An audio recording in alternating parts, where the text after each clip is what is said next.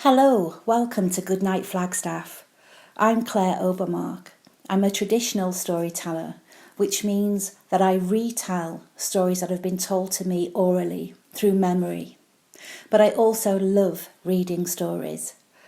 So thank you for tuning in to our community story time this evening. You can find a new chapter from one of our favourite family-friendly books at 8 p.m. each weeknight on the Literacy Centre's YouTube channel and on Crater Radio, a local online radio station. The previous chapters replayed on Crater Radio each weeknight at about 7:30, just before the new chapter airs. You can also listen to all previous Goodnight Flagstaff recordings on YouTube. We're currently reading The Hobbit by J.R.R. Tolkein. If you'd like to check it out to read along with us at home, it is available in the Hoopla app with your Coconino County Library card. Check one out today. And also please email us if you'd like to join our team of readers and connect with your community through stories. All ages welcome. The email is GoodnightFlagstaff@gmail.com. Now, last time we read together, Smaug had attacked Lake Town. Every arrow the people shot missed or bounced off his hard scales, and when it looked like all was lost, and Bard was about to shoot his last arrow, a thrush told him of the weakness Bilbo had found. Bard killed the dragon and saved the rest of the people. And with the aid of the Elven King, Bard helped them gather food and shelter, and then they set out towards the Lonely Mountain. So now we're on to chapter 15, The Gathering of the Clouds. Now we will return to Bilbo and the dwarfs. All night one of them had watched, but when morning came they had not heard or seen any sign of danger. But ever more thickly the birds were gathering. Their companies came flying from the south, and the crows that still lived about the mountain were wheeling and crying unceasingly above. "Something strange is happening," said Thorin. "The time has gone for the autumn wanderings, and these are birds that dwell always in the land. There are starlings and flocks of finches, and far off there are many carrion birds, as if a battle were afoot." Suddenly Bilbo pointed. "There is that old thrush again," he cried. "He seems to have escaped when Smaug smashed the mountainside, but I don't suppose the snails have." Sure enough, the old thrush was there, and as Bilbo pointed, he flew towards them and perched on a stone nearby. Then he fluttered his wings and sang. Then he cocked his head on one side as if to listen, and again he sang, and again he listened. "I believe he's trying to tell us something," said Balin, "but I cannot follow the speech of such birds. It's very quick and difficult. Can you make it out, Baggins?" "Not very well," said Bilbo. As a matter of fact, he could make nothing of it at all. "But the old fellow seems very excited." "I only wish he was a raven," said Balin. "I thought you did not like them. You seemed very shy of them when we came this way before." "Those were crows, and nasty, suspicious-looking creatures at that, and rude as well. You must have heard the ugly names they were calling after us. But the ravens are different. There used to be a great friendship between them and the people of Thraw, and they often brought us secret news, and were rewarded with such bright things as they coveted to hide in their dwellings. They live many a year, and their memories are long, and they hand on the wisdom to their children. I knew many among the ravens of the rocks when I was a dwarf lad. This very height was once named Ravenhill, because there was a wise and famous pair, old Cark and his wife, that lived here above the guard chamber. But I don't suppose that any of that ancient breed linger there now." No sooner had he finished speaking than the old thrush gave a loud call and immediately flew away. "We may not understand him, but that old bird understands us, I am sure," said Balin. "Keep watch now and see what happens." Before long there was a fluttering of wings, and back came the thrush, and with him came a most decrepit old bird. He was getting blind, he could hardly fly, and the top of his head was bald. He was an aged raven of great size. He alighted stiffly on the ground before them, slowly flapped his wings, and bobbed towards Thorin. "Oh, Thorin, son of Thrain, and Balin, son of Funding," he croaked, and Bilbo could understand what he said, for he used ordinary language and not bird speech. "I am Roark, son of Cark. Cark is dead, but he was well known to you once. It is 100 years and 53 since I came out of the egg, but I do not forget what my father told me. Now I am the chief of the great ravens of the mountain. We are few, but we remember still the king that was of old. Most of my people are abroad, for there are great tidings in the south. Some are tidings of joy to you, and some you will not think so good. Behold, the birds are gathering back again to the mountain and to dale from south and east and west, for word has gone out that Smaug is dead. Dead? Dead! Shouted the dwarfs. Dead! Then we will have been in needless fear, and the treasure is ours. And they all sprang up and began to caper about for joy.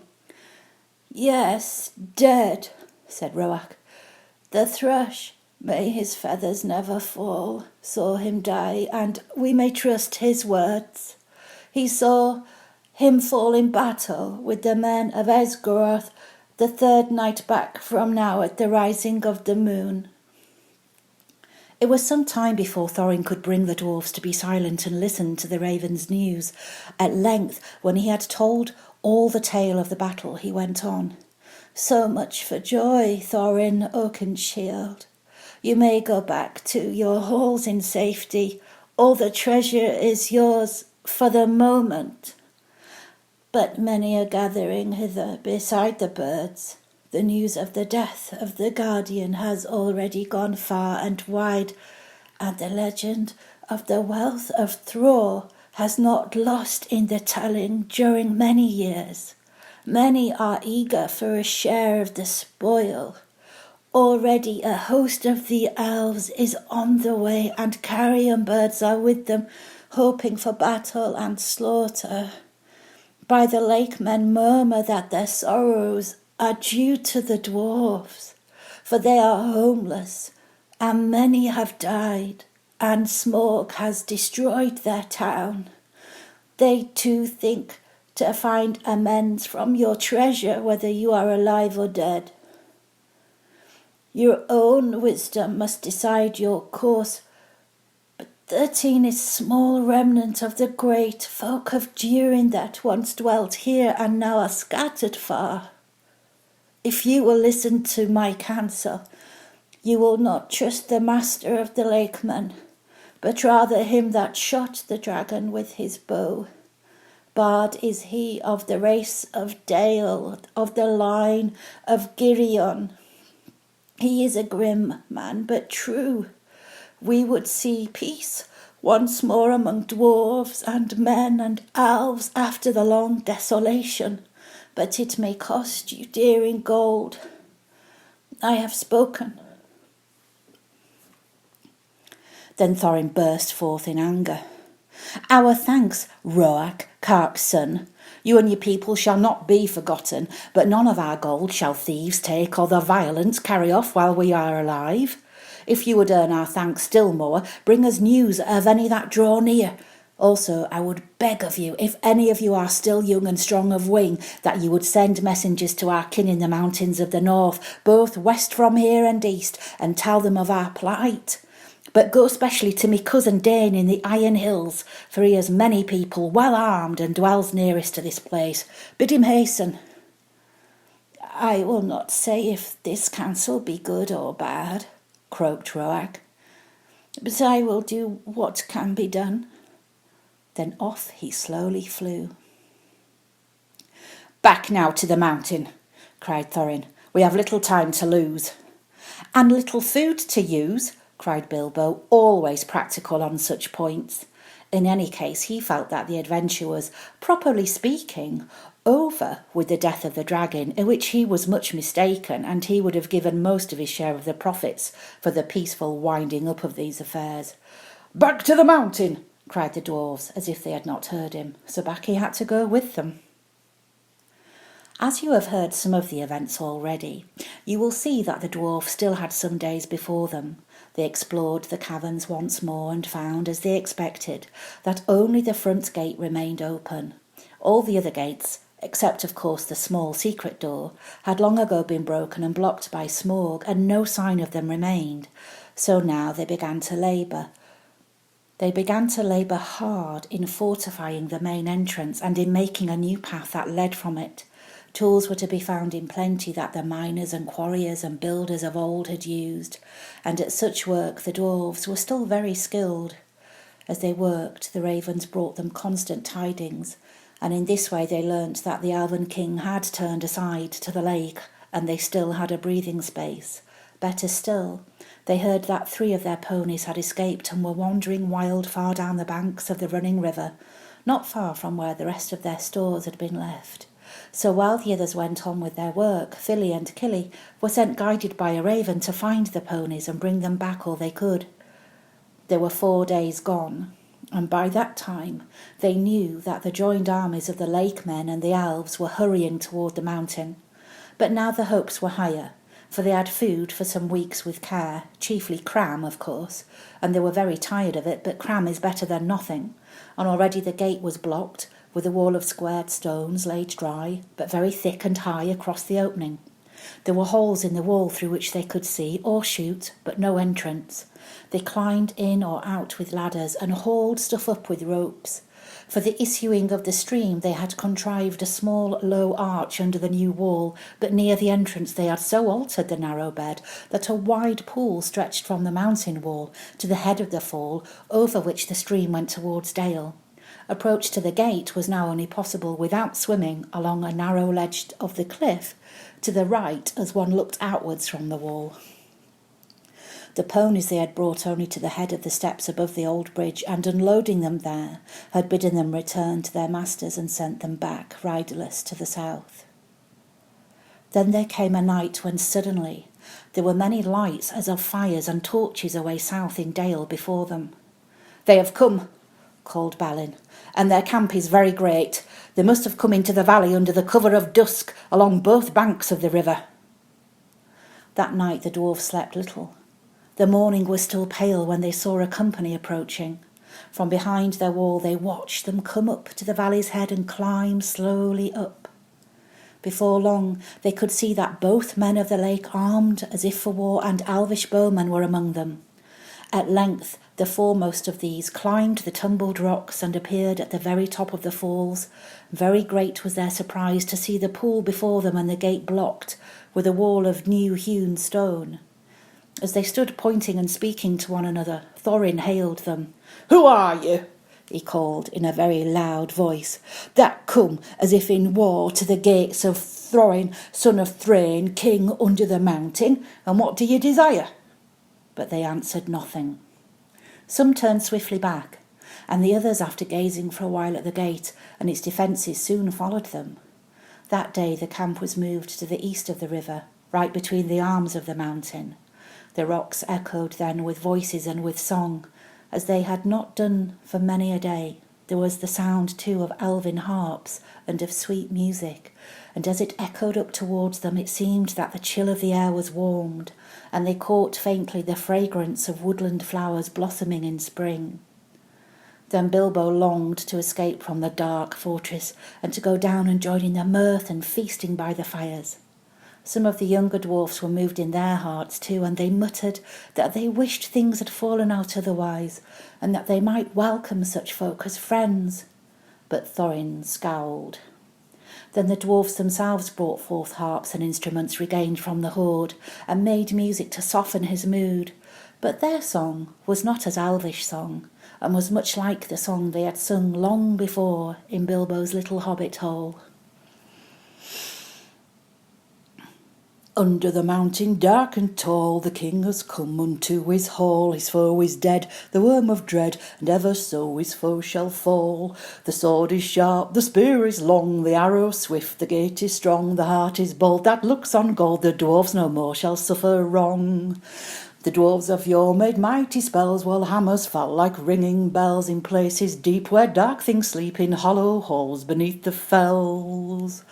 On silver necklaces they strung, the light of stars on crowns they hung, the dragon fire from twisted wire, the melody of harps they rung. The mountain throne once more is freed, O wandering folk, the summons heed. Come haste, across the waste, the king of friend and kin has need. Now call we over mountains cold, come back unto the caverns old. Here at the gates the king awaits, his hands are rich with gems and gold. The king is coming to his hall, under the mountain dark and tall. The worm of dread is slain and dead, and ever so our foe shall fall. This song appeared to please Thorin, and he smiled again and grew merry. And he began reckoning the distance to the Iron Hills, and how long it would be before Dane could reach the lonely mountain, if he had set out as soon as the message reached him. But Bilbo's heart fell. Both at the song and the talk, they sounded much too warlike. The next morning early, a company of spearmen were seen crossing the river and marching up the valley. They bore with them the green banner of the Elven King and the blue banner of the lake, and they advanced until they stood right before the wall of the gate. Again, Thorin hailed them in a loud voice. "Who are you that come armed for war to the gates of Thorin, son of Thrain, king under the mountain?" This time he was answered. A tall man stood forward, dark of hair and grim of face, and he cried, "Hail, Thorin! Why do you fence yourself like a robber in his hold? We are not yet foes, and we rejoice that you are alive beyond our hope. We came expecting to find none living here, yet now that we are met, there is matter for a parley and a council." "Who are you, and of what would you parley?" "I am Bard, and by my hand was the dragon slain and your treasure delivered. Is that not a matter that concerns you? Moreover, I am by right descendant, the heir of Gideon of Dale, and in your hoard is mingled much of the wealth of his halls and towns, which of old Smaug stole. Is not that a matter of which we may speak? Further, in his last battle, Smaug destroyed the dwellings of the men of Osgarath, and I am yet the servant of their master. I would speak for him, and ask whether you have no thought for the sorrow and misery of his people. They aided you in your distress, and in recompense you have thus far brought ruin only, though doubtless undesigned." Now these were fair words and true, if proudly and grimly spoken, and Bilbo thought that Thorin would at once admit what justice was in them. He did not, of course, expect that anyone would remember that it was he who discovered all by himself the dragon's weak spot, and that was just as well, for no one ever did. But also he did not reckon with the power that gold has upon which a dragon has long brooded, nor with dwarvish hearts. Long hours in the past days Thorin had spent in the treasury, and the lust of it was heavy on him, though he had hunted chiefly for the Arkenstone. Yet he had an eye for many wonderful things that were lying there, about which were wound old memories of the labours and the sorrows of his race. "You put your worst cause last and to the chief place," Thorin answered. "To the treasure of my people no man has a claim, because Smaug, who stole it from us, also robbed him of life or home. The treasure was not his, that his evil deed should be amended with a share of it. The price of the goods and the assistance that we received of the lakemen we will fairly pay in due time, but nothing will we give, not even a loaf's worth under threat of force. While an armed host lies before our doors, we look on you as foes and thieves. It is in my mind to ask what share of their inheritance you would have paid to our kindred had you found the hoard unguarded and us slain." "A just question," replied Bard, "but you are not dead, and we are not robbers. Moreover, the wealthy may have pity beyond right on the needy, that befriended them when they were in want, and still my other claims remain unanswered. I will not parley, as I have said, with armed men at me gate, nor at all with the people of the Elven King, whom I remember with small kindness. In this debate they have no place. Begone now ere our arrows fly, and if ye would speak with me again, first dismiss the elvish host to the woods where it belongs, and then return, laying down your arms before you approach the threshold." "The Elven King is my friend, and he has secured the people of the lake in their need, though they had no claim but friendship on him, answered Bard. We will give you time to repent your words, gather your wisdom, ere we return. Then he departed and went back to the camp. Ere many hours were past, the banner-bearers returned, and trumpeters stood forth and blew a blast. In the name of Esgarath and the forest, one cried, we speak unto Thorin Thrain's son Oakenshield, calling himself the king under the mountain, and we bid him consider well the claims that have been urged, or be declared our foe. At the least he shall deliver 1/12 portion of the treasure unto Bard, as the dragon slayer, and as the heir of Girion. From that portion Bard will himself contribute to the aid of Esgarath, but if Thorin would have the friendship and honour of the lands about, as his sires had of old, then he will give also somewhat of his own for the comfort of the men of the lake. Then Thorin seized a bough of horn and shot an arrow at the speaker. It smote into his shield and stuck there quivering. Since such is your answer, he called in return, I declare the mountain besieged. You shall not depart from it. Until you call on your side for a truce and a parley, we will bear no weapons against you, but we leave you to your gold. You may eat that, if you will. With that the messengers departed swiftly, and the dwarves were left to consider their case. So grim had Thorin become that even if they had wished, the others would not have dared to find fault with him. But indeed most of them seemed to share his mind, except perhaps old fat Bomber and Filly and Killy.